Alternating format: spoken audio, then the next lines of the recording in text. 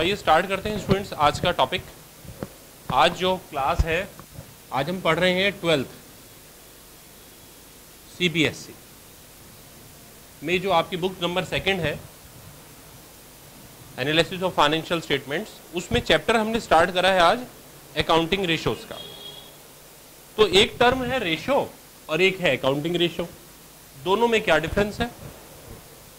तो रेशो एक mathematical expression है। जब दो वेरिएबल का हम एक रिलेशनशिप प्रेजेंट करते हैं तो वो रेशो है। जैसे आप पार्टनरशिप में क्या कहते हैं, 4:3:2:1।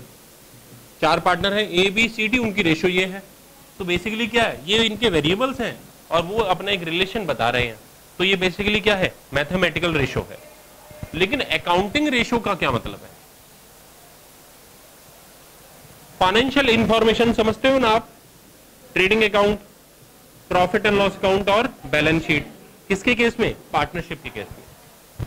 और कंपनी के केस में स्टेटमेंट ऑफ P&L और स्टेटमेंट ऑफ बैलेंस शीट, यही होता है ना। तो फाइनेंशियल इंफॉर्मेशन में जो डाटा दिया हुआ है, जो वेरिएबल्स दिए हुए हैं, जो आइटम्स दिए हुए हैं, उनके रिलेशनशिप को रिप्रेजेंट करता है अकाउंटिंग रेशो।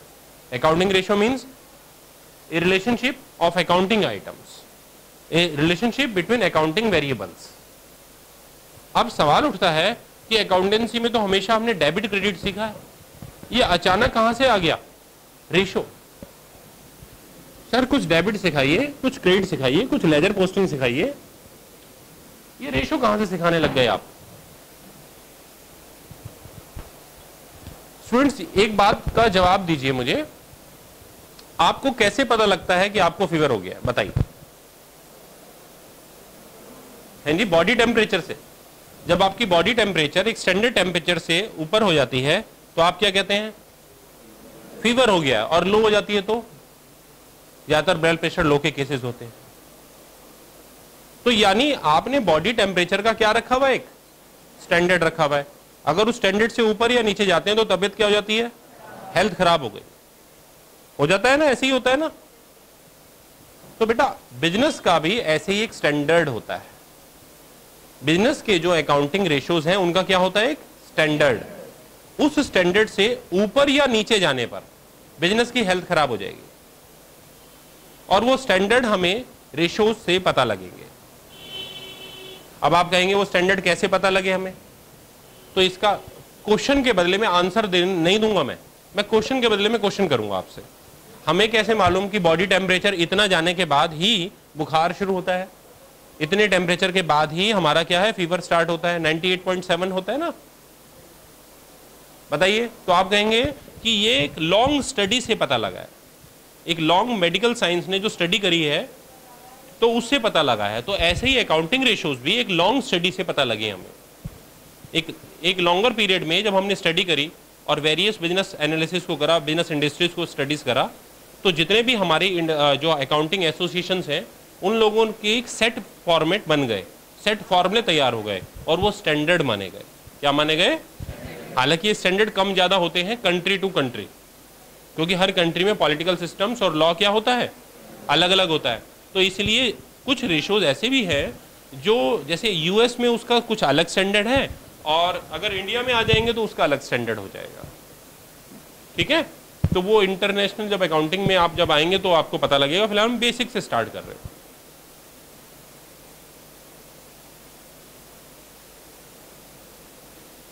तो यानी अकाउंटिंग रेशो क्या है? बिजनेस की हेल्थ का चेकअप। अगर वो अकाउंटिंग रेशो अपने स्टैंडर्ड पर है तो इसका मतलब क्या है? बिजनेस क्या है? हेल्थी है, बिजनेस साउंड है, बिजनेस क्या है? वेल्थी है। और अगर उस रेशो से ऊपर है तो हो सकता है कि वो एडवर्स सिचुएशन में हो, या मोर साउंड होना भी अच्छी बात नहीं है। इसका मतलब है कि हमारे बहुत से रिसोर्सेज आइडल पड़े हुए हैं, बहुत सी एसेट्स बेकार पड़ी हुई हैं, हम उन्हें यूटिलाइज नहीं कर पा रहे हैं। तो ये अलग अलग रेशोज में आपको जाकर पता लगेगा। तो टाइप ऑफ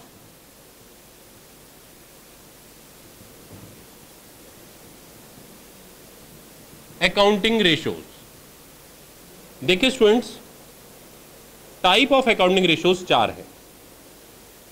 कितनी हैं जी? 4। अब आप कहोगे क्या मतलब जी? हर रेशो का अपना ग्रुप है, क्या है, और हर ग्रुप कुछ कहता है।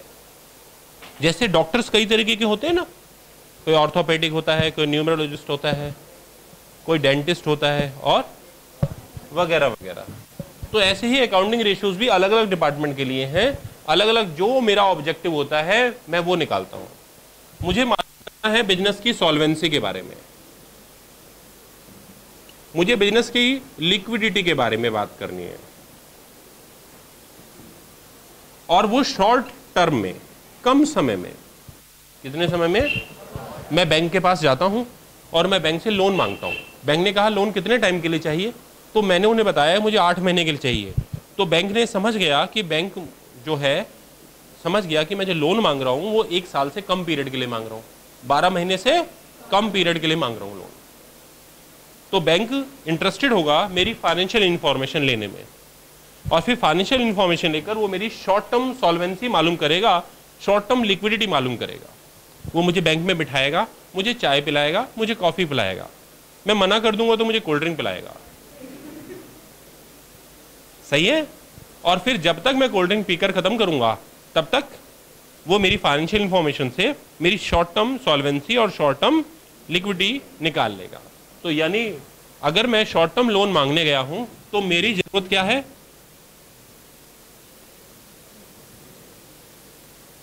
Liquidity ratio. बैंक क्या निकालेगा? Liquidity ratio. और अगर मैं लंबे समय के लिए लोन मांगने गया हूं बैंक के पास, मैंने कहा जी मुझे 5 साल के लिए लोन दे दीजिए, जी मुझे 10 साल के लिए लोन दे दीजिए, तो ऐसी हालत में बैंक मेरी लॉन्ग टर्म सॉल्वेंसी देगा, तो उसे वो फिर कौन से ग्रुप में जाएगा? सॉल्वेंसी रेशियोज में जाएगा वो। समझ में आ गया आप लोगों को? तो बेसिकली लिक्विडिटी रेशियो सॉल्वेंसी निकालता है शॉर्ट टाइम की, और सॉल्वेंसी रेशियो जो सॉल्वेंसी निकालता है वो निकालता है लॉन्ग टर्म की। अब आप कहेंगे सर सॉल्वेंसी का मतलब क्या है? सॉल्वेंसी का हिंदी में मतलब है लोन को लौटा पाने की क्षमता। क्या मतलब है? एबिलिटी टू पे ऑफ लायबिलिटी, एबिलिटी टू पे ऑफ। अब लायबिलिटी दो तरीके की होती है, शॉर्ट टर्म लायबिलिटी और लॉन्ग टर्म लायबिलिटी। तो एबिलिटी टू पे ऑफ लॉन्ग टर्म लायबिलिटी मतलब सॉल्वेंसी, ठीक है, तब हम सॉल्वेंसी रेशियो निकालेंगे। और एबिलिटी टू पे ऑफ शॉर्ट टर्म लायबिलिटी, तब हम क्या निकालेंगे? लिक्विडिटी रेशियो निकालेंगे। क्या निकालेंगे? लिक्विडिटी रेशियो निकालेंगे। यहां तक क्लियर हो गया सभी स्टूडेंट्स को? ठीक। तो लॉन्ग टर्म सॉल्वेंसी के लिए सॉल्वेंसी रेशियो निकाली जाती है। ये बात क्लियर हो गई? एक शेयर होल्डर है, उसने इक्विटी शेयर्स खरीदने हैं, तो वो क्या निकालेगा? Long term solvency. एक पब्लिक डिपॉजिट करना है किसी व्यक्ति ने, पब्लिक डिपॉजिट का मतलब कम समय के लिए इन्वेस्टमेंट्स, तो वो क्या निकालेगा? वो लिक्विड रेशियो में इंटरेस्टेड होगा। बात समझ में आ रही है? तो हमारा इंटरेस्ट क्या है, हम उस ग्रुप में उसके हिसाब से चले जाते हैं, ठीक है। मुझे कंपनी के बिजनेस के बारे में मालूम करना है, मुझे मालूम करना है कि सेल्स के हिसाब से जो उनकी अकाउंटिंग रेशियो है वो कैसी चल रही है, उनकी सेल्स के हिसाब से उनका स्टॉक कितना मूवमेंट कर रहा है, उनकी सेल्स के हिसाब से उनकी क्रेडिट सेल्स कितनी मूवमेंट कर रही है, उनकी परचेज के हिसाब से उनके क्रेडिटर्स कितने मूव कर रहे हैं। तो मैं मालूम करूंगा टर्नओवर रेशियो। क्या मालूम करूंगा?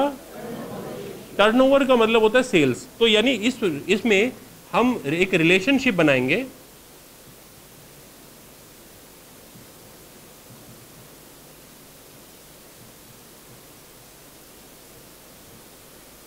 सेल्स के साथ। यानी आइटम्स की रिलेशनशिप किसके साथ बनेगी? कि सेल्स के साथ उन आइटम्स का क्या रिलेशनशिप, सेल्स से कितना इफेक्ट हो रहा है उनका। तो हम क्या मालूम करेंगे? Turnover ratio. हम मालूम करना चाहते हैं कंपनी के प्रॉफिट्स के बारे में। किसके बारे में? तो हम जाएंगे प्रॉफिटेबिलिटी रेशियोज में।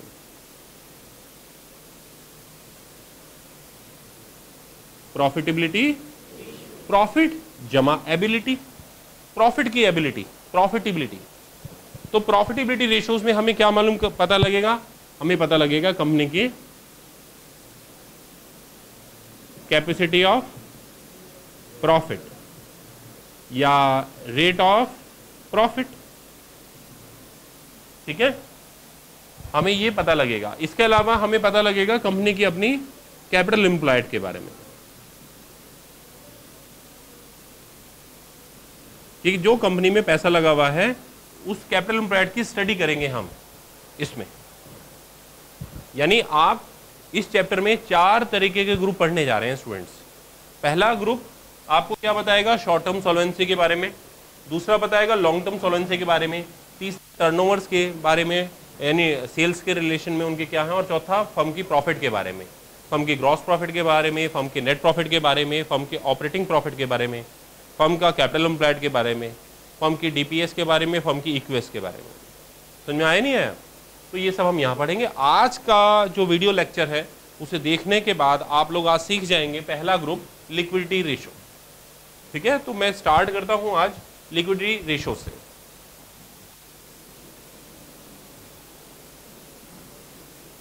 अरे आपने तो उतारा ही नहीं, मैं भूल गया, आप लोग बैठे हुए। कोई बात नहीं, हम आगे अब आगे उतरवा दूंगा। तो स्टूडेंट्स लिक्विडिटी रेशोज में क्या क्या आएगा? लिक्विडिटी रेशो में स्टूडेंट्स पहला आता है करंट रेशो। क्या आता है? Current ratio. करंट रेशो का फार्मूला क्या है? बहुत आसान है, करंट एसेट्स और current liability. Current assets upon current liability. क्या है करंट एसेट्स अभी बात करेंगे, क्या है करंट लायबिलिटी अभी बात करेंगे। फिलहाल इसकी स्टैंडर्ड रेशो क्या है? स्टैंडर्ड रेशो का मतलब आदर्श अनुपात, वो है 2:1। क्या है? यानी हेल्थ चेकअप। किसी भी फर्म की करंट एसेट्स करंट लायबिलिटी से डबल हो तो वो उसकी फर्म की हेल्थ क्या है? अच्छी है। अगर 2:1 से ज़्यादा है, मान लीजिए 3/1, 4:1, 5:1, तो ये ज़्यादा होती जा रही है, तो हम ये कहेंगे फर्म की करंट एसेट्स बेकार पड़ी हुई हैं, यूज़ नहीं हो रही हैं, फर्म ने करंट एसेट्स ज़्यादा रखी हुई हैं। फर्म को अपनी करंट एसेट्स फिक्स्ड एसेट्स में कन्वर्ट कर देनी चाहिए। अगर फिक्स्ड एसेट्स की ज़रूरत नहीं है तो फर्म को जो फालतू करंट एसेट्स हैं उनका उतने ही अमाउंट का बाजार में इन्वेस्टमेंट कर देना चाहिए और इन्वेस्टमेंट पर उसे इनकम कमा लेनी चाहिए। समझ में आ गया ना? इंटरेस्ट के लिए या डिविडेंड के लिए उसे इन्वेस्टमेंट कर देना चाहिए। और अगर इससे कम है, मान लीजिए 2:1 से कम है, मान लीजिए है 1.5:1, 1.6:1, 1.4:1, तो इसका मतलब है कि हेल्थ अच्छी नहीं है। इसका मतलब है ऐसे इंडस्ट्रीज को बैंक लोन नहीं देने वाला। इसका मतलब है कि फर्म की short term solvency, short term liquidity weak है, पेमेंट नहीं कर पाएंगे। ठीक है ना? क्या है? पेमेंट नहीं कर पाएंगे। किसको? शॉर्ट टर्म लायबिलिटी को। इनको पेमेंट नहीं मिलेगी क्योंकि ये कम है, करंट एसेट्स कम है। समझ में आ गया? तो ये मैंने आपको एनालिसिस बताया कि स्टैंडर्ड रेशो के हिसाब से कैसे फैसले करने हैं। करंट यानी ये 2:1 का मतलब है कि जैसे मान लीजिए करंट लायबिलिटी है 5 लाख रुपए, तो ऊपर कितने होने चाहिए? 10 लाख। समझ में आ गया? मान लीजिए बैलेंस शीट में करंट एसेट्स है 8 लाख, तो अब आपको क्या करना है? आपको 2 लाख रुपए इकट्ठे करने हैं ताकि ये 8 लाख कितने बन जाएं। तो 2 लाख रुपए कहां से आएंगे? देखिए, एक तो आ सकते हैं ये जो फिक्स्ड एसेट्स हैं इनको बेच दो, बेचने से कैश आ जाएगा, बेचने से कैश आ जाएगा तो करंट एसेट्स इंप्रूव हो जाएंगे। पहला तो आंसर वहां से आता है। दूसरा है कि जो कैपिटल है उसे मंगवा लीजिए, मालिकों से कहिए और कैपिटल लेकर आओ। मालिकों से क्या कहेंगे हम? मालिक अगर पार्टनर्स हैं तो उनसे कैपिटल इंट्रोड्यूस करेंगे, और मालिक अगर शेयर होल्डर्स हैं तो हमें शेयर इशू करना चाहिए। शेयर जब इशू करेंगे तो कैपिटल बढ़ जाएगी, उधर कैश बढ़ जाएगा या बैंक बढ़ जाएगा। बात एक ही है। समझ में आया नहीं आया? तो 2 हमारे पास आंसर है, या तो फिक्स्ड एसेट्स को कम कर दिया जाए तो करंट एसेट बढ़ने लग जाएंगे, और या फिर ठीक है प्रॉफिट अगर हम कमाएं, चाहे हम बिजनेस को बेचें, बिजनेस को बेचने कह रहे हैं, गुड्स को बेचें, तो ऐसे हालत में प्रॉफिट कमाने लग जाते हैं। प्रॉफिट कमाने से भी करंट एसेट बढ़ने लग जाते हैं। जैसे 100 रुपए का स्टॉक है, आप उसे 125 पर आपने सेल कर दिया, तो assets equal to capital plus liabilities. तो एसेट्स में से क्या गया? स्टॉक। और क्या आ गया? 125। अगर आपने कैश सेल करी है तो कैश आ गया, अगर आपने क्रेडिट सेल करी है तो डेटर्स आ गए, और 25 रुपए का प्रॉफिट कैपिटल में प्लस हो जाएगा। हो जाएगा नहीं हो जाएगा? लेकिन अल्टीमेटली आपकी एसेट्स इंक्रीज हो गई, कितने रुपए से? 25 रुपीज से। तो प्रॉफिट से आपकी करंट एसेट्स क्या हो रही हैं? इंक्रीज हो रही हैं, क्योंकि वो प्रॉफिट करंट एसेट्स में कहाँ है? या तो कैश में है, या डेटर्स में है, या बिल्स रिसीवेबल में। समझ में आ रहा है आप लोगों को? तो ठीक है, अभी हम आगे चलते हैं। तो स्टैंडर्ड रेशो के इफेक्ट मैंने बता दिया आपको, ये सब पर पेपर में क्वेश्चंस आते हैं। अब क्या है करंट एसेट्स, ये बताने जा रहा हूं। आपको रिवाइज शेड्यूल 6 पढ़ चुके हैं आप लोग, तो आपको मालूम है कि वो एसेट्स जिनकी लाइफ करंट ईयर की होती है वो क्या है? जिनकी लाइफ 12 महीने की होती है वो क्या है? करंट एसेट्स है। जो एक ही साल में कई बार फ्लक्चुएट होते हैं वो क्या है? करंट एसेट्स है। तो आइए करंट एसेट्स के हम एग्जांपल ले लेते हैं। जैसे करंट एसेट्स क्या है? कैश, बैंक, स्टॉक यानी inventory, debtors, bills receivable,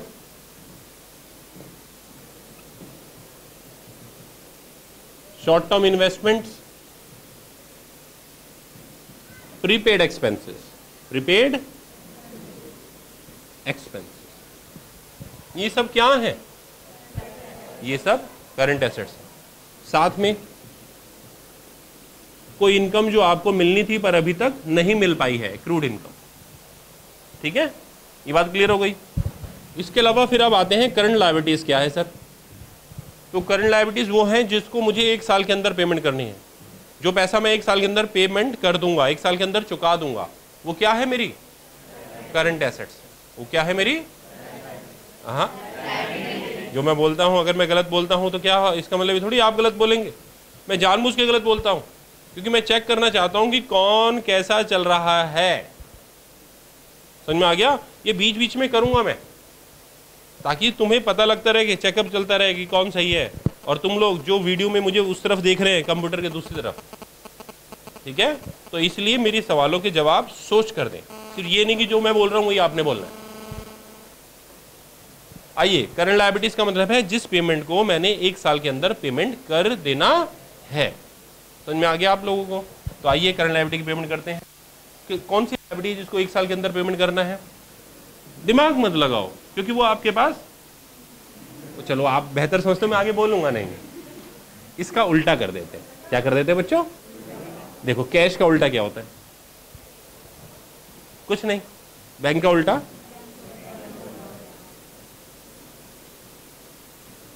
stock का उल्टा कुछ नहीं। डेटर्स का उल्टा? रिवर्स करते जाइए। बीआर का? शॉर्ट टर्म इन्वेस्टमेंट्स का? Short term loan. Prepaid expenses का? प्रीपेड एक्सपेंसेस का मतलब है कि मुझे पैसे पहले मिल जाने, ठीक है ना? और उसका क्या हो जाएगा?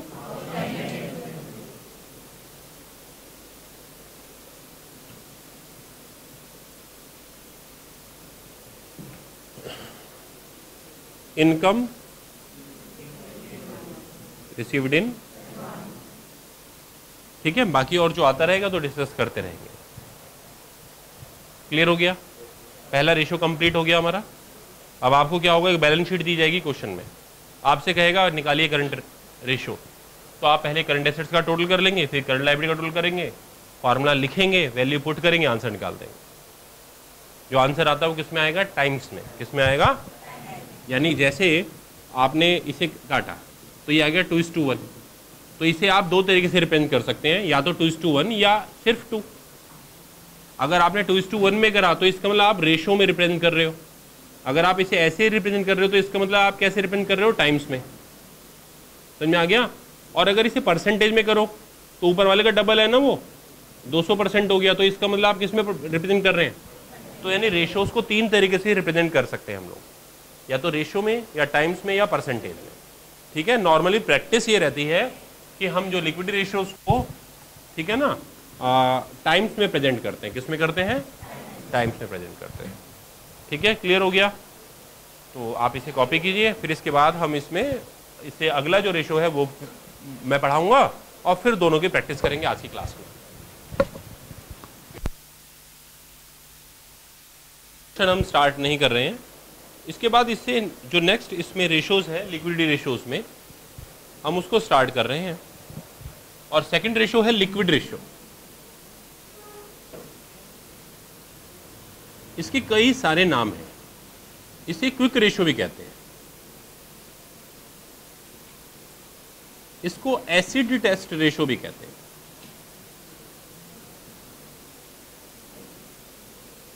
स्टूडेंट्स, फार्मूला क्या है इसका? फार्मूला है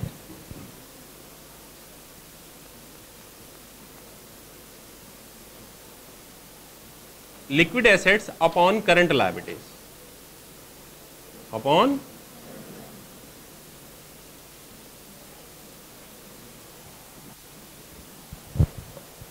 लिक्विड एसेट्स अपॉन।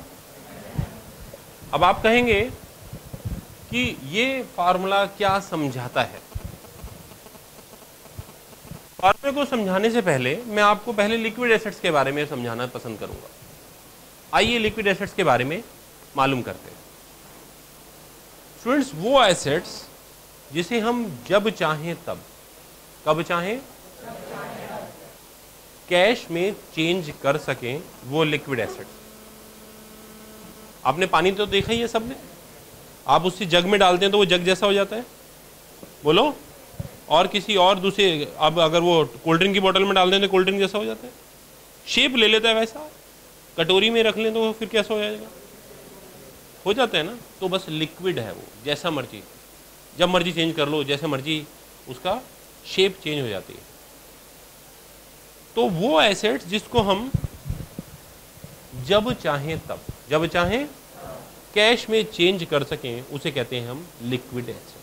अब जब चाहें तब का मतलब 1 मिनट है या 1 घंटा है या 1 दिन है। तो लिक्विड एसेट्स का मतलब एटलीस्ट आप ये मान लीजिए लगभग 1 से 3 महीने के बीच में, 1 से कोई भी एसेट्स को कन्वर्ट करने में इतना समय लगता है, पर इसे हम बहुत ही वेरी शॉर्ट पीरियड मानते हैं। ये बात क्लियर हो गई? एक बात सोचिए कि एक बिजनेसमैन है, वो अपने बिजनेस में बैठा हुआ है। अचानक क्या होता है, सुबह सुबह उसकी दुकान के बाहर लाइन लग गई। उसने ध्यान से देखा कौन है, तो पता है कि वो बाहर कौन थे? सारी करंट लायबिलिटी लाइन लगा खड़ी हुई थी। सबसे आगे कौन खड़े हुए थे? क्रेडिटर्स। फिर कौन खड़ा हुआ था? बिल्स पेबल वाले। फिर कौन खड़े हुए थे? आउटस्टैंडिंग एक्सपेंसेस वाले। अरे सुबह सुबह पैसे मांगने आ गए। मार्केट में इज्जत बचाने के लिए हर व्यापारी को क्या चाहिए कि उसके पास इतना पैसा जरूर हो, इतना पैसा पक्का हो कि अगर करंट लायबिलिटी पेमेंट मांगने आ जाएं तो वो उनको पेमेंट कर सके। तो उसने बताओ, करंट लायबिलिटी को टाइमिंगली पेमेंट हो जाए, इसके लिए हमारे पास क्या होनी चाहिए? जितनी करंट लायबिलिटी है उतनी लिक्विड एसेट्स होनी चाहिए। उतनी क्या होनी चाहिए? तो इसका मतलब लिक्विड एसेट्स करंट लायबिलिटी के बराबर होगी। तो ये इसका स्टैंडर्ड रेशो हो गया 1:1। देखो लॉजिक क्लियर हो गया ना, ऐसा क्यों है? अगर किसी बिजनेस की लिक्विड रेशो 1 से कम है, मान लीजिए जैसे ये 2 लाख और नीचे 1 लाख है, तो बताओ क्या आएगा लिक्विड रेशो? 2:1। तो ये तो इजीली पेमेंट कर देगा भाई। अगर लाइन लगाएंगे सब लोग करंट लायबिलिटी वाले तो कितनी लाइन लगेगी?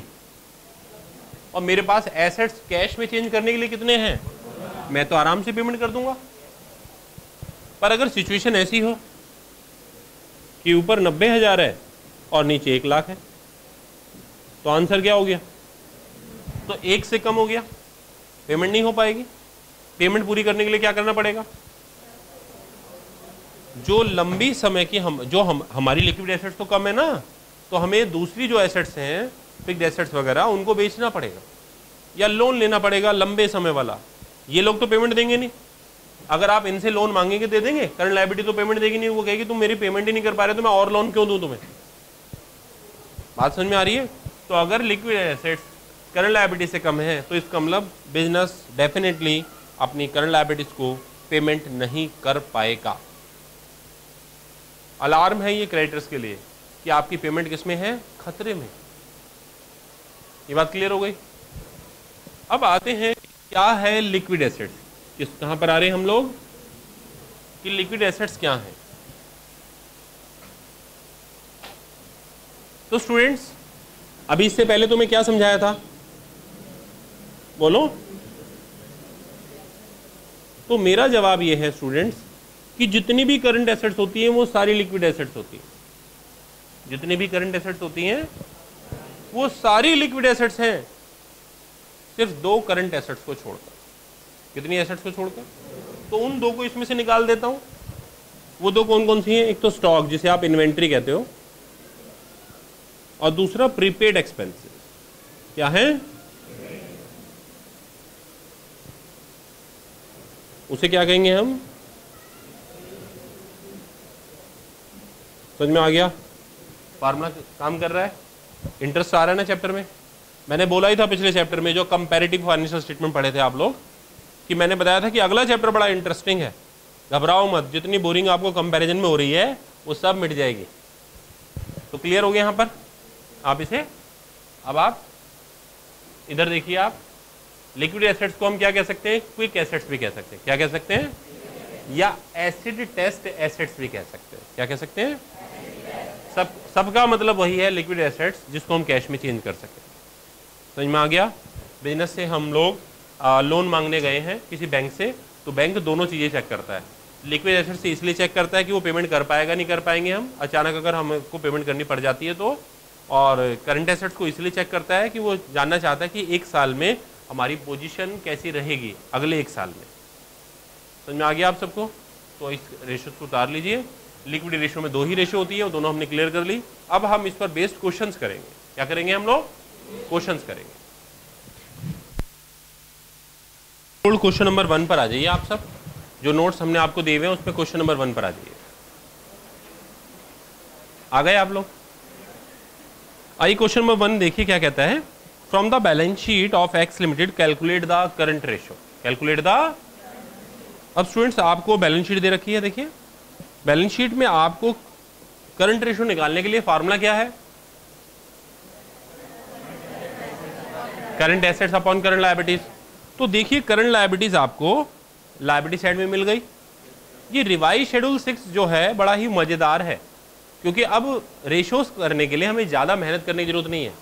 पुराना वाला जो पैटर्न था उसमें हमें मेहनत करनी पड़ती थी रेशियोज के आइटम्स को ढूंढने के लिए। अब तो हेडिंग बनी हुई है। क्या बनी हुई है? चलो हेडिंग पर चलो, करंट लायबिलिटी की हेडिंग में चलो। मिल गया? बताओ इसका टोटल क्या है? तो ये 6000 और 18000 है, तो कितना हो गया? 24,000। क्या हो गया? और फिर चलो, अब चलो एसेट्स की ओर चलते हैं, करंट एसेट्स की ओर चले। तो वहां पर क्या है? करंट एसेट्स का क्या है? 3 आइटम्स हैं, तो तीनों का टोटल कर लीजिए। जो टोटल आ जाएगा वो हमारा क्या हो जाएगा? बोलो। तो 48,000 आ रहा है। कितना आ रहा है?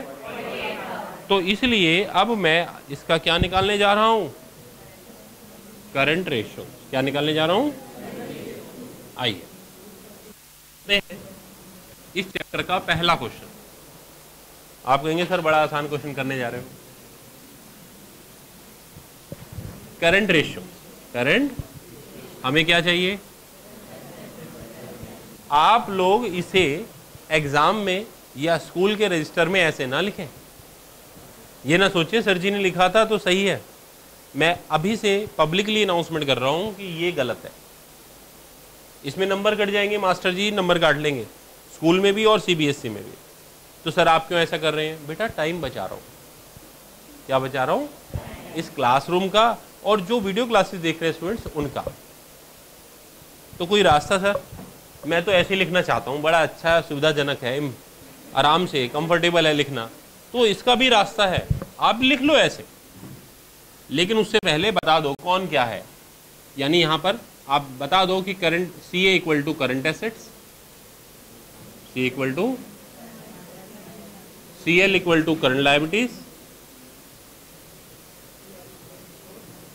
और CR equal to current ratio. अब ये क्वेश्चन सही हो गया, ऐसा आप बता सकते हैं। तो मैं आगे जितना भी चैप्टर जब तक ये चलाऊंगा तब तक मैं बार बार नहीं लिखूंगा, ये इसे आज बता रहा हूं मैं, ठीक है। तो अब इस क्वेश्चन में आपने देखा कि करंट एसेट्स कितने आए थे? 48,000 और करंट लायबिलिटी कितनी आई थी 24,000। तो आप इसको इससे कैंसिल कर देंगे तो क्या आ गया 2:1 आ गया। ये हमारा आंसर है। आप इसे ऐसे देकर आएंगे तो भी करेक्ट है, 2 टाइम्स लिखेंगे तो भी सही है, कोई दिक्कत नहीं। समझ में आ गया? आइए अब हम इससे आगे अगले क्वेश्चन की ओर चलते हैं। तो इससे अगला क्वेश्चन है करंट रेशियोज का, जो हमने नोट्स दिए हैं उसमें क्वेश्चन नंबर 2 पर आ जाओ तुम सब। और उसमें अब की बार बैलेंस शीट नहीं दी, उसमें आपको दिए गए हैं आइटम्स। अब आइटम्स को पहचानना है और पहचानने के बाद उसमें से करंट एसेट्स को छांटना है और करंट लायबिलिटीज को। आइए स्टार्ट करते हैं। मैं आइटम बोलूंगा और आप बताएंगे वो कहां जाएगा। मैं आइटम बोलूंगा, आप बताएंगे वो करंट एसेट्स है या करंट लायबिलिटीज है। सन्ड्री डेटर्स करंट एसेट्स, बिल्कुल correct. Prepaid expenses cash current assets. Marketable securities और मशीनरी, मशीनरी फिक्स्ड एसेट्स है, इसलिए ये तो ना तो करंट एसेट्स में आएगी ना ही करंट लायबिलिटी में। मार्केटेबल सिक्योरिटीज वो सिक्योरिटीज होती हैं जो शॉर्ट टर्म की होती हैं, कम समय की होती हैं, तो इसलिए ये करंट एसेट्स हो गई। इसके बाद बिल्स पेबल करंट लायबिलिटी। फिर इसके बाद सन्ड्री क्रेडिटर्स करंट। इसके बाद डिबेंचर्स, ये आपको मालूम है बैलेंस शीट में कहां पर आते हैं, कहां पर आते हैं, लॉन्ग टर्म में आते हैं, तो इसलिए ये ना तो करंट एसेट्स में आएंगे, करंट एसेट में तो आने का मतलब नहीं होता, करंट लायबिलिटी में नहीं आएंगे। इसके बाद स्टॉक करंट एसेट्स और एक्सपेंसेस पेबल करंट लायबिलिटीज। अब हमें पता लग गया है क्या क्या करंट एसेट्स है, क्या क्या करंट लायबिलिटी है, और ये भी पता लग गया है कि कौन से ऐसे आइटम है जो हमें ना तो करंट एसेट्स में ले जाने हैं ना ही करंट लायबिलिटीज में ले जाने हैं। समझ में आ गया?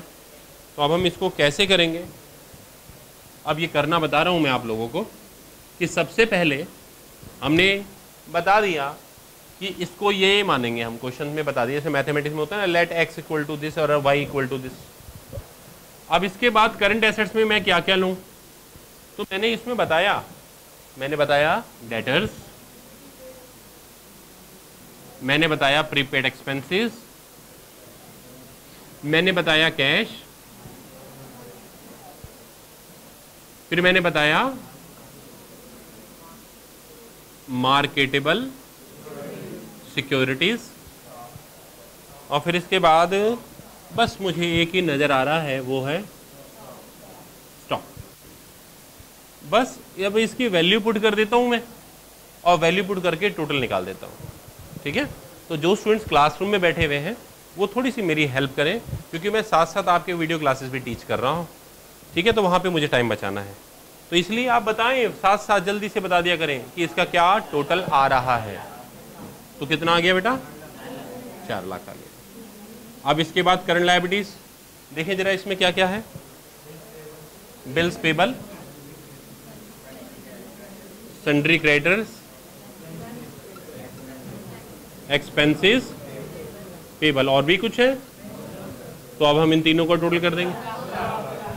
तो कुछ बच्चों ने टोटल कर दिया है। अब मैं क्या निकालूंगा, तो करंट एसेट्स अपॉन करंट, तो 4 लाख बटे, तो कितना आ जाएगा, 2:1 हमारा आंसर आ जाएगा।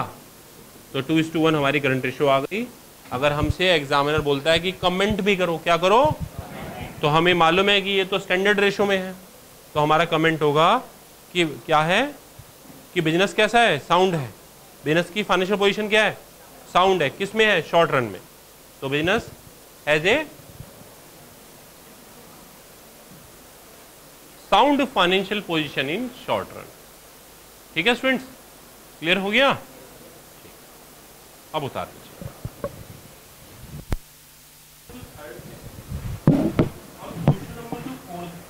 स्टडी के लिए दे रहा हूं, सेम आसान क्वेश्चन लग रहे होंगे आप लोगों को। आप लोग इसे खुद करेंगे और मुझे बताएंगे।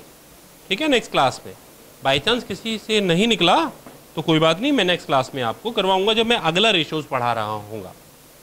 ठीक है, कुछ क्वेश्चंस आप भी अपने से करना है, ये वही है जो जैसे क्वेश्चन नंबर 1 और 2 हमने करा है। ठीक है, तो क्वेश्चन नंबर 3 में क्या कहता है वैसे वो आपसे, वो कहता है calculate the following ratios, current ratio and liquidity ratio. तो करंट रेशियो तो निकालना आप सीख चुके हैं, लिक्विडिटी रेशियोज में करंट लायबिलिटी तो वही रहेगी जो आपने करंट रेशियो में यूज की थी, बस आपको क्या चाहिए, आपको चाहिए लिक्विड एसेट्स। तो क्या चीज माइनस कर देंगे कि करंट एसेट बन जाए। तो आप जरा बैलेंस शीट में एसेट साइड में आइए, करंट एसेट्स में इन्वेंट्री को इंक्लूड मत करना भाई, तो पॉइंट नंबर इन्वेंट्री को छोड़ दें तो BCD हो गया, तो BCD को ऐड कर देंगे तो लिक्विड एसेट्स आ जाएंगे। बोलो करेक्ट है। अब आप कीजिएगा और रिपोर्ट दीजिएगा। ठीक है, क्वेश्चन नंबर 4 कहता है calculate current assets, current ratios, तो करंट रेशियो हो जाएगा इसका। अच्छा, क्वेश्चन नंबर 5 में आ जाइए। 5 में क्या कह रहा है वो आपसे, करंट रेशियो और क्विक रेशियो कह रहा है वो आपसे।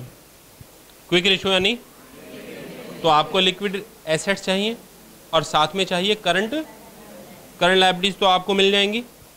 क्विक रेशियो के लिए करंट एसेट्स में आप क्या नहीं लेंगे, तो आइए थोड़ा सा हेल्प कर देता हूं मैं क्वेश्चन नंबर 5 के लिए आपकी, कि क्वेश्चन नंबर 5 में आप क्विक रेशियो देखिए, आप 2 तरीके से निकाल सकते हैं। क्विक एसेट्स निकालते हैं हम, क्विक एसेट यानी लिक्विड एसेट्स आप 2 तरीके से निकाल सकते हैं। क्या क्या दिया हुआ है क्वेश्चन में, जरा देखिए।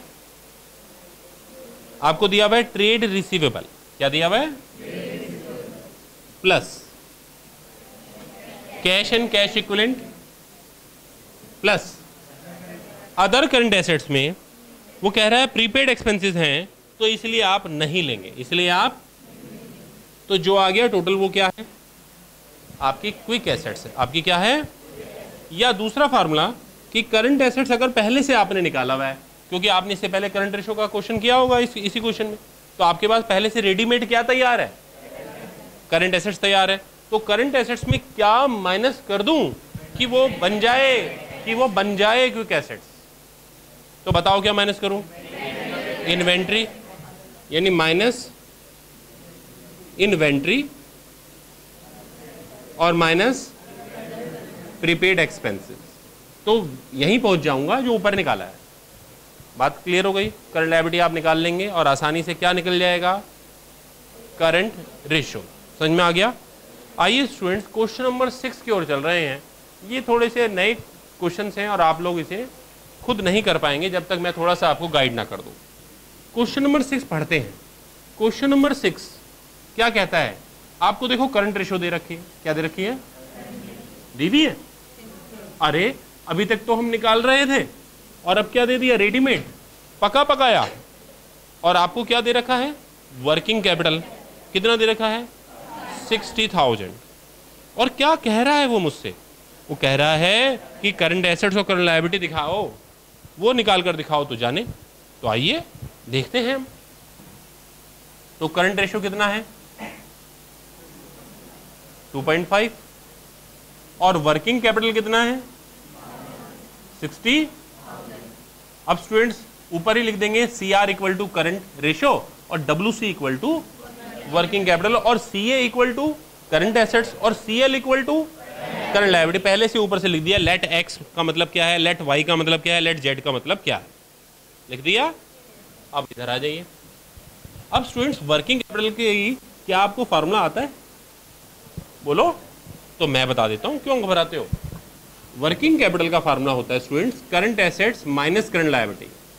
ये लो, मैंने ये फार्मूला है बेटा, क्या है, अच्छा।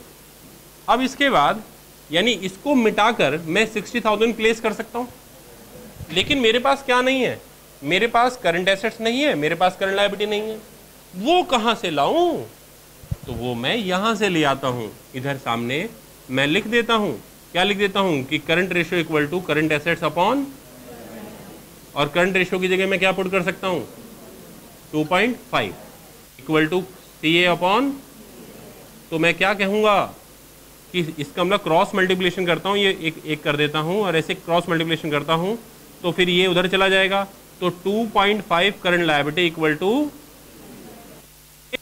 हमने तो करंट एसेट्स की वैल्यू निकाल ली, हमें पता लग गया करंट एसेट्स की वैल्यू क्या है। इस क्वेश्चन में करंट एसेट्स 2.5 करंट लायबिलिटी के इक्वल हैं, यानी करंट लायबिलिटी का कितना 2.5 टाइम्स, यानी करंट लायबिलिटी का 2.5 गुना करंट एसेट्स है। तो आप देखें स्टूडेंट्स, वर्किंग कैपिटल की जगह मैं क्या पुट कर दूं 60,000, करंट एसेट्स की जगह मैं करंट एसेट्स रहने देता हूं और करंट लायबिलिटी की जगह मैं क्या लिख सकता हूं, करंट लायबिलिटी की जगह मैं क्या लिख सकता हूं CA अपॉन 2.5 अपॉन, तो टिपिकल हो जाएगा, फ्रैक्शन में आ जाएगा। किस में आ जाएगा? तो ये थोड़ा सा क्या रहेगा, फ्रैक्शन से तो बचना चाहता हूं मैं, तुम भी बचना चाहते हो, तो इसलिए CA की जगह मैं 2.5 करंट लायबिलिटी, और करंट लायबिलिटी को करंट लायबिलिटी रहने दो, कोई नाम मत दो, सही है ना। और अब इसको हम क्या कर देते हैं, सिंप्लीफाई कर लेते हैं। 2.5 रुपये में से 1 रुपया जाएगा तो कितना बचेगा, बात समझ में आ रही है। तो 2.5 लायबिलिटी से एक सिंगल करंट लायबिलिटी माइनस हो जाएगा, तो 1.5 current liability equal to 60,000, then current liability will be 1.5। बोलो क्लियर है? यहाँ जाकर जा सकता है, मैं आ गया तो कितना गया, ये जो बिंदी है इसे हटा लीजिए, ऊपर 0 और फिर उसको काट दीजिए, तो आ जाएगा, क्या निकाल लिया आपने, तो करंट एसेट्स का वैल्यू क्या है 2.5 करंट लायबिलिटी, तो करंट लायबिलिटी आपने क्या निकाला है 40,000, तो 40,000 को 2.5 से मल्टीप्लाई करने पर 1 लाख आ जाएगा। हमने पा लिया करंट एसेट्स और हमने पा लिया, तो ये हमारा क्या है आंसर। समझ में आ गया आप लोगों को? अब आप इसे कॉपी कर सकते हैं। अगले क्वेश्चन में क्या लिखा हुआ है जरा देखते हैं हम लोग। कहता है x limited has a current ratio of 3.5:1। तो आपको करंट रेशियो दे रखी है students 3.5:1 and quick ratio is 2:1। और क्विक रेशियो कितनी दे रखी है, if the stock is 24,000 calculate the total current liabilities and current assets. ठीक है स्टूडेंट्स, ऐसे क्वेश्चंस को करने का वे क्या है कि जो गिवन होता है ना पहले आप उसे कॉपी कर ले। क्या क्या गिवन है बताइए। क्वेश्चन नंबर नेक्स्ट में मुझे एक करंट रेशियो मालूम है, कितनी है 3.5:1। फिर इसके बाद मुझे क्या गिवन है, क्विक रेशियो, वो कितनी है 2:1, तो 2:1 यानी 2/1 हो गया। फिर इसके बाद स्टॉक 24,000। फिर इसके बाद क्या कह रहा है वो मुझसे, वो कहता है calculate current liabilities and current assets. ठीक है, इससे पहले हम जो ऊपर की लाइन है उसमें लिख देंगे एग्जामिनेशन हॉल में कि CR denotes to current ratio, QR equal to quick ratio, stock equal to तो लिखने की जरूरत नहीं है, CA equal to current assets और CL equal to current liability. तो अब ये हमारे जो लिखे हुए हैं इसे कोई कैंसिल नहीं कर सकता, पूरे मार्क्स मिलेंगे। देखिए स्टूडेंट्स, इनकी टेक्निक्स ये है कि जो गिवन है ना उसके फार्मूले लिखकर उसमें वैल्यू पुट करके उसे कॉम्बिनेशन बनाना शुरू कर दो। ठीक है ना, तो देखते हैं हम। तो करंट रेशियो का फार्मूला क्या होता है, देखिए इधर, वो होता है CA अपॉन C। तो इसकी जगह मैं क्या लिख सकता हूं, इसकी जगह तो ये लिख दिया क्योंकि ये दिया हुआ है, CA मुझे मालूम नहीं, CL मुझे मालूम नहीं, तो ऐसे ही रहने दिया। ठीक है स्टूडेंट्स, और थोड़ा सा एक दो जगह छोड़कर क्विक रेशियो का फार्मूला लिखता हूं मैं। फार्मूला है quick assets upon current liability. Quick ratio की जगह मैं क्या लिख सकता हूं, क्विक एसेट्स मुझे मालूम नहीं है, ये मालूम नहीं। ये बात क्लियर हो गई। अगर मैं क्रॉस मल्टीप्लिकेशन करूं तो मैं कहां पहुंचता हूं जरा देखो। तो मैं बोलूंगा current assets equal to 3.5 current liability और इसका क्रॉस मल्टीप्लिकेशन करूं तो क्या आता है, 2 current liability equal to 1 current assets. Quick assets, quick assets को आप लिक्विड एसेट्स भी कहते हैं, मालूम है। आइए जरा यहाँ फंडामेंटल पर आते हैं। बताइए करंट एसेट्स और लिक्विड एसेट्स, जिसे इस क्वेश्चन में क्विक एसेट्स के बारे में बोला जा रहा है, दोनों में क्या डिफरेंस होता है बताओ। देखिए लिक्विड एसेट्स में स्टॉक को जोड़ दिया जाए और प्रीपेड एक्सपेंसेस को जोड़ दिया जाए तो वो कन्वर्ट हो जाएंगी किसमें, या उल्टा बोले कि करंट एसेट्स में माइनस स्टॉक और माइनस प्रीपेड, तो वो किसमें कन्वर्ट हो जाएंगे। अब इस क्वेश्चन में प्रीपेड एक्सपेंसेस के बारे में तो वो चुप है, तो आप प्रीपेड एक्सपेंसेस को जीरो मान लें। क्या मान लें कि वो है ही नहीं। जब है ही नहीं है तो मन के से मिटा देते हैं ताकि हमें सोचने इसे ना सोचें। तो ये क्वेश्चन है स्टूडेंट्स। आप लोगों ने 10th में मैथमेटिक्स के क्वाड्रेटिक इक्वेशन के क्वेश्चंस करे होंगे, ठीक है ना। तो उसमें क्या था, x इक्वल टू 3y + 5 और y इक्वल टू कर देता हूँ, x इक्वल टू 8z + 6। बोलो ये प्लस माइनस हो जाएगा, क्यों नहीं हो सकता, क्योंकि इसमें वेरिएबल जो है 3 हो गए हैं, पहला वेरिएबल, दूसरा वेरिएबल, तीसरा वेरिएबल और तीसरा वेरिएबल। तो या तो y को z में चेंज कर दूं या z को y में कर दूं, तभी प्लस माइनस हो सकता है। तो यहां पर भी यही सिचुएशन हो गई है स्टूडेंट्स। पहला वेरिएबल क्या है, करंट एसेट्स, दूसरा वेरिएबल क्या है, और ये तो करंट लायबिलिटी तो दूसरा ही वेरिएबल है, तीसरा वेरिएबल क्या आ गया है। तो 3 वेरिएबल आ गए तो इक्वेशन में। तो इसलिए मुझे क्या करना है, अब मुझे करना है कि मैं किसी तरीके से या तो क्विक एसेट्स को या करंट एसेट्स को चेंज कर दूं, और वो ये मैं यहां से सीख चुका हूं कि या तो मैं लिक्विड एसेट्स प्लस स्टॉक लिख दूं तो क्या बन जाएंगे, करंट एसेट्स। तो करंट एसेट्स को मिटा के लिख सकता हूं, बोलो। तो मैं यहां लिख देता हूं, क्या लिख देता हूं, लिक्विड एसेट्स। लिक्विड एसेट्स मैं क्या बोल रहा हूं यहां पर, quick assets. Quick assets plus stock equal to 3.5, सही है। तो quick assets equal to 3.5 current liability minus stock, ये इक्वेशन नंबर फर्स्ट बना दी मैंने यहां पर क्विक एसेट्स की वैल्यू बना ली, क्या बना ली, और इस क्विक एसेट्स की वैल्यू मैं यहां पुट कर देता हूं। तो first equation liability quick assets के बराबर है, क्विक एसेट्स फर्स्ट इक्वेशन के according 3.5 current liability minus stock है, बोलो। अब ये ज़्यादा वाला अमाउंट है तो मैं कम वाले को ज़्यादा वाले की साइड ले जाता हूँ, और ये जो नेगेटिव है उसे दूसरी साइड ले जाता हूँ, तो पॉजिटिव बन जाएगा। तो ये उधर जाने पर प्लस हो गया, और ये उधर जाकर 3.5 में से 2 रुपये चले गए, तो 1.5 रुपये बच गया आपके पास। तो मैं क्या कह सकता हूँ, 1.5 current liability equal to stock. समझ में आ गया आप लोगों को। और स्टॉक आपको दे रखा है, क्या दे रखा है, तो current liability equal to stock upon 1.5, और स्टॉक दे रखा है आपको 24,000 अपॉन 1.5। यहां से ये बिंदी हटाओ तो ऊपर जीरो आ जाता है, मैथमेटिक्स में ऐसे ही करते हो ना तुम लोग। तो अब इस ये क्या आ गया, 16,000 आ गया, क्या आ गया। तो मुझे पता लग गया करंट लायबिलिटी क्या है, ये मेरा पहला आंसर है। और मैं करंट लायबिलिटी को कहीं पर भी पुट कर दूं, अगर मैं यहाँ पुट कर दूं तो क्या आ जाएगा, तो current assets equal to 3.5 into 16,000, बताइए क्या है, 56,000 आ जाएगा। ठीक है स्टूडेंट, तो हमने क्या कर दिया, क्वेश्चन को सॉल्व कर दिया। ये बात क्लियर हो गई। यानी इस क्वेश्चन में हमने क्या सीखा कि अगर हम 2 इक्वेशन लेकर चल रहे हैं और वेरिएबल 2 की जगह 3 हो जाएं, तो जो तीसरा वेरिएबल है ना उसे चेंज कर ही क्वेश्चन को किया जा सकता है, वरना क्वेश्चन नहीं होने वाला। ये बात क्लियर हो गई। उतार लीजिए आप।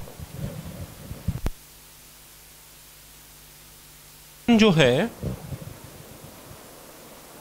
उसमें आपको स्टॉक दे रखा है और लिक्विड एसेट दे रखी हैं और क्विक रेशो दे रखी हैं और करंट रेशो पूछ रहा है।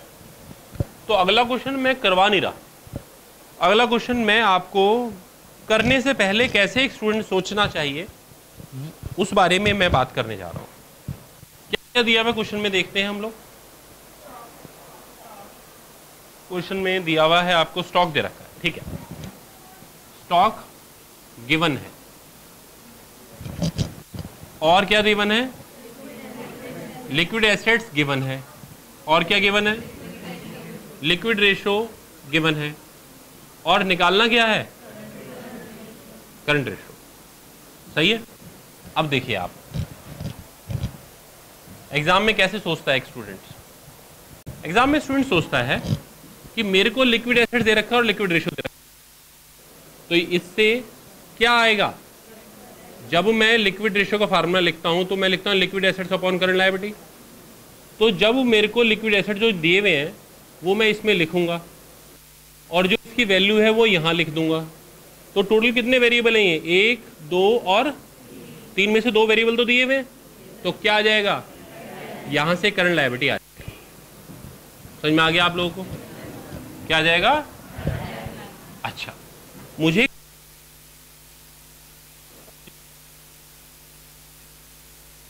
लग गया है।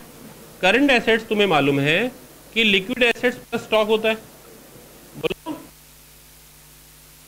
आपको क्वेश्चन में गिवन है, और स्टॉक भी क्वेश्चन में गिवन है।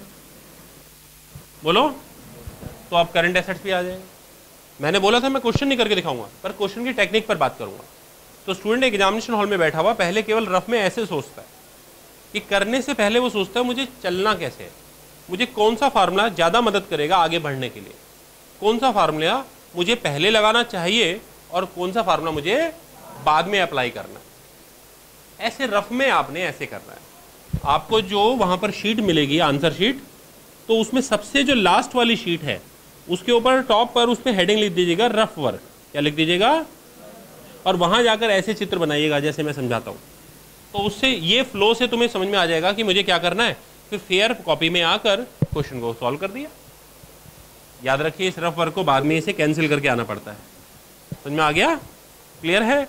दूसरा रफ वर्क का रास्ता एक और भी है कि जो आपकी मेन शीट होती है उसमें राइट हैंड साइड पर एक छोटा सा ब्लॉक बना लें और ऊपर लिख दें रफ वर्क, और यहाँ पर जो मर्जी रफ वर्क आप कर सकते हैं।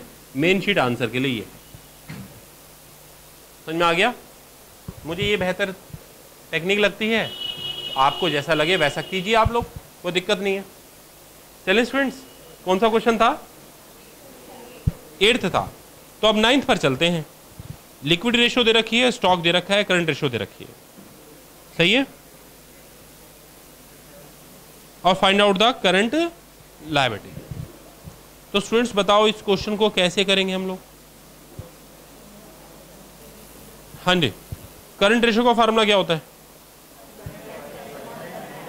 तो यानी करंट रेशो को वैल्यू पुट करने से CA और CL का रिलेशन आ जाएगा, लेकिन CA भी गायब है और CL भी गायब है, तो पता नहीं लगेगा CA क्या है और CL क्या है, बस उनका रेशो पता लग जाएगा कि CA और CL का आपस में क्या रेशो है। लिक्विड रेशो में एडजस्ट करने पर लिक्विड एसेट्स और करंट लायबिलिटी का रेशो आ जाएगा। अब वेरिएबल इस क्वेश्चन में कितने हो गए? 3। तो एक वेरिएबल को चेंज करना है, इसीलिए स्टॉक दिया हुआ है। लिक्विड एसेट्स को बदल दो और किस में चेंज कर दो? करंट एसेट्स में। तो कैसे बदलेंगे? लिक्विड एसेट्स को करंट एसेट्स लिखने के लिए मैं लिख सकता हूं करंट एसेट्स माइनस स्टॉक। अगर आपने लिक्विड एसेट्स को चेंज कर दिया तो भी ये क्वेश्चन हो जाएगा। आपका मन नहीं है लिक्विड एसेट बदलने का, तो आप दूसरा बदल दो। क्या है? Current assets. तो करंट एसेट्स का क्या होगा? करंट एसेट मिटा के क्या लिख दो? Liquid assets plus stock. ठीक है, तो भी हो जाएगा। सेम वही क्वेश्चन है जो इससे पहले हमने किया था। ठीक है, तो उम्मीद करता हूं ये आप कर पाएंगे। इससे नेक्स्ट क्वेश्चन भी यही है स्टूडेंट्स, 11th वाला। करंट लायबिलिटी कंपनी की है, करंट रेशो है, एसिड टेस्ट रेशो है, और करंट एसेट, लिक्विड एसेट और इन्वेंट्री निकालनी है। हो पाएगा आप लोगों से? चलो ठीक, कुछ नया क्वेश्चन करते हैं। ठीक है, क्वेश्चन नंबर 15 पर आते हैं। आइए 15 पर देखते हैं क्या दिया हुआ है, जरा पढ़ लीजिए एक बार क्वेश्चन आप। क्वेश्चन नंबर 15 में आपको वर्किंग कैपिटल दे रखी है कितनी, और साथ में आपको दे रखे हैं टोटल डेब्ट्स। क्या दे रखे हैं? कितने हैं? 3 लाख।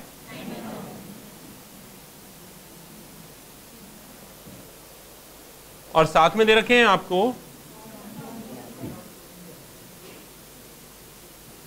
कितने दिए हुए हैं वो आपको?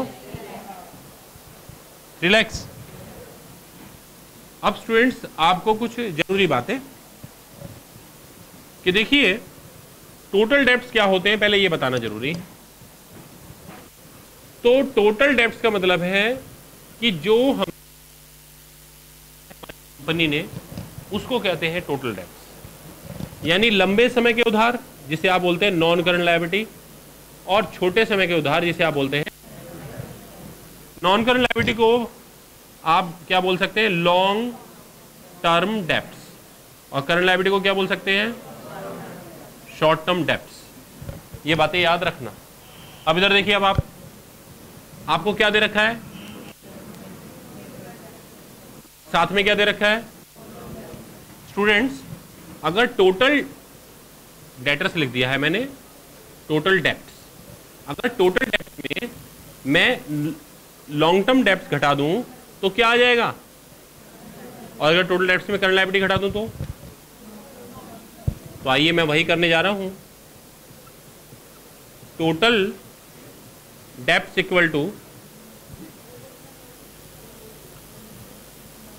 Long term debts plus short term debts. ठीक है स्टूडेंट्स, टोटल डेप्ट्स की जगह मैं क्या लिख देता हूं?